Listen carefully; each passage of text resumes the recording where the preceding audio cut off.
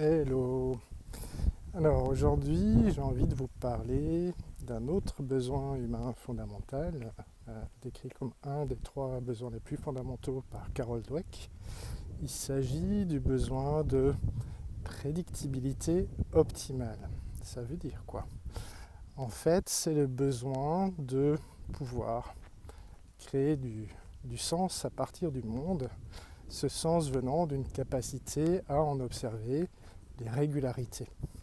Le fait d'être capable, en gros, de dire, ben voilà, tel événement a tendance à suivre tel autre événement, tel comportement a tendance à être causal de telle réponse, donc tel comportement peut générer quelque chose de positif ou bien de négatif par rapport à moi ou par rapport aux autres.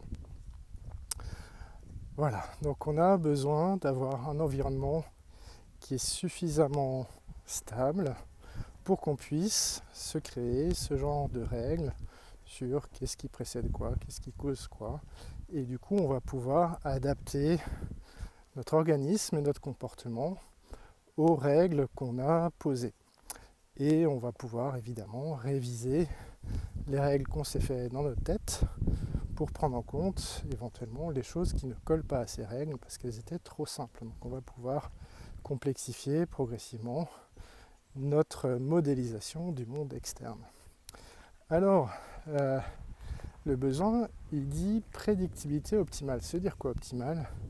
Ça veut dire que une prédictibilité totale, c'est pas vraiment quelque chose qu'on souhaite parce qu'en fait, c'est pas adapté au monde.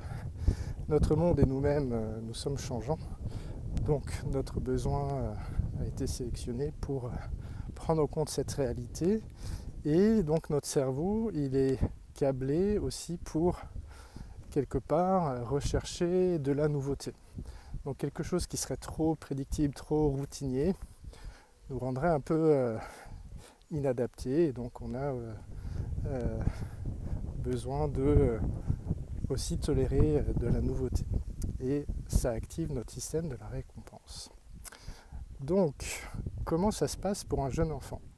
En fait, dès les premières heures, les premiers jours, l'enfant va être capable de détecter des régularités dans ce qui arrive à l'extérieur. Il va pouvoir très vite reconnaître des choses qui en précèdent d'autres. Donc le cerveau humain, dès la naissance, est capable de créer, comme on dit dans le jargon, des modèles prédictifs de la réalité. Et on a vu, il y a eu des études qui montrent que déjà à 20 jours d'âge, les nouveau-nés sont capables de retenir pendant 10 jours ce type de règles un peu statistiques de tel événement a tendance à précéder tel autre. Et donc ça, c'est ce qu'on appelle de la corrélation. Il y a un événement et un autre et apparemment ils ont l'air de venir ensemble. Et il y a également une préférence pour les aspects causaux. C'est vraiment tel événement et pas juste à côté d'un autre, mais provoque un autre événement. Donc le cerveau humain est vraiment câblé pour, dans une masse d'informations, essayer d'extraire, comme s'il faisait des statistiques, des probabilités que tel événement apparaisse quand il y a eu tel autre événement, et puis que tel événement soit la cause d'un autre. Bon, j'ai parlé beaucoup, j'espère que je suis clair. Donc, besoin de prédictibilité optimale. Et ce besoin-là, il est vraiment différent du besoin d'acceptance, de chaleur. Et du coup, ce qu'on a observé, c'est que même des enfants qui ont un environnement globalement plutôt chaleureux, où il y a de l'acceptance, où il n'y a pas de mauvais traitement, mais si cet environnement a trop d'instabilité, donc cet excès d'instabilité venant entraver le besoin de prédictibilité, et ça va rendre les enfants très vulnérables au stress, et ça de manière durable. Donc Là, il faut que je vous dise que le stress, c'est une réaction normale de l'organisme face à un changement. Mais donc, quand il y a trop de changements et donc trop de stress, ça va dépasser les capacités de l'organisme. Surtout que l'organisme à nouveau-né, ça a beau avoir des capacités, mais ça a des limites. Et du coup, quand il y a trop d'instabilité dans l'environnement, ça va déréguler les capacités de faire face au stress. Ça va aussi provoquer des difficultés plus globales à gérer les émotions. Ça va facilement provoquer des accès de colère.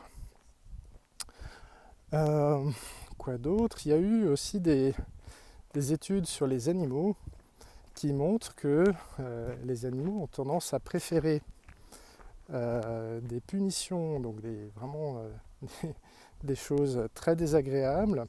Ils ont tendance à préférer des punitions dures mais prédictibles à des punitions moins dures mais beaucoup plus aléatoires. Donc en gros, on est câblés, les humains et une partie des animaux, pour avoir une préférence à ce qui est prédictible, parce que hypothétiquement, on peut s'y préparer, même si on n'a pas d'autres moyens d'action pour empêcher une punition ou quelque chose qui arrive. On privilégie le fait de pouvoir se préparer à quelque chose. Et donc du coup, ça peut aussi jouer des tours à un moment donné, c'est qu'on peut être coincé dans des relations globalement destructrices, mais on est capable quelque part de prédire, on sait ce qui va se passer, même si des fois on se voile un peu la face. Et du coup, au lieu de changer pour peut-être passer dans une relation plus sympathique, on peut avoir tendance à rester dans le truc pas cool mais qu'on connaît. Voilà donc un premier topo. J'espère que c'était compréhensible sur ce besoin de prédictabilité optimale. Je reviendrai dessus à un autre moment.